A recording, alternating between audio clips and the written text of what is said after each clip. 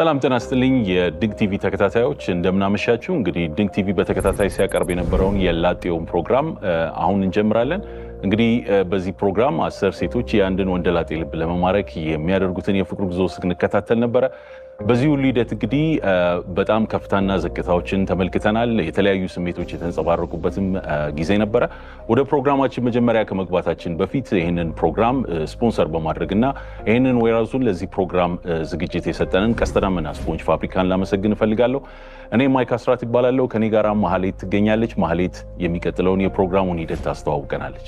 አመሰግናለሁ ማይክ። ማህሌት ይባላለሁ። ይህንን በመሰለ በጣም ቢዩቲፉል በሆነ ስቱዲዮ ቀስተ ደመና ስፖንሰር ስላደረገን ልናመሰግን እንወዳለን። እናንተም ቆነጃጅት ሴቶች እዚህ ድረስ ተገኝታችሁ ከኛ ጋር ስለታደማችሁ እናመሰግናለን።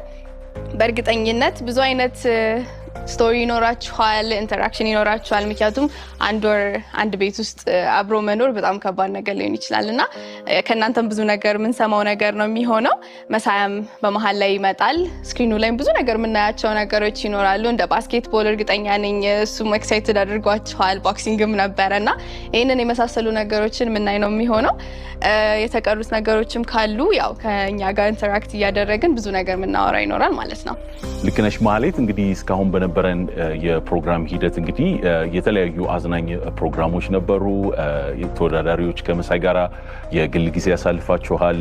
እሷ እንደተናገረችው የቦክሲንግ የባስኬትቦል ጨዋታዎችም ነበሩ። የዴስቲኒ ጌም ጨዋታ ነበረ። በጣም ብዙ ስሜቶችን የተንጸባረቀበትም ጊዜ ነበረ። በፕሮግራሙ ሂደት መጨረሻ ላይም እንደሚታወቀው የቢጫ አበባ ፕሮግራም ስነስርዓት ነበረ። በዚህ ፕሮግራም ማን ተወዳዳሪ ያልፋል ወይስ ይወድቃል የሚለውን ሙሉ ተመልክተናል። በጣም አዝናኝ እንደነበረ ለሁላችሁም ገምታለሁ።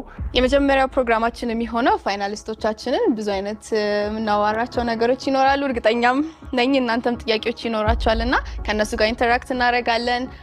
ተመልካቾቻችንም በጣም አሪፍ ቆይታ እንደሚኖራቸው እርግጠኛ ነን። ምክንያቱም ብዙ ኤክሳይቲንግ ነገሮች የምናሳያቸው እናንተ የምትነግሯቸው ነገሮች ስለሚኖሩ ለሱ በጉጉት እየጠበቅን ነው የምንገኘው።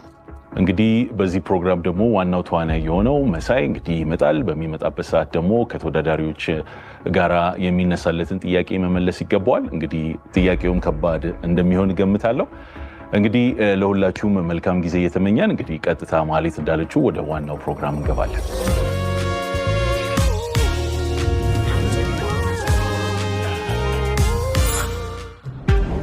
ምቾቴን ሰላሜን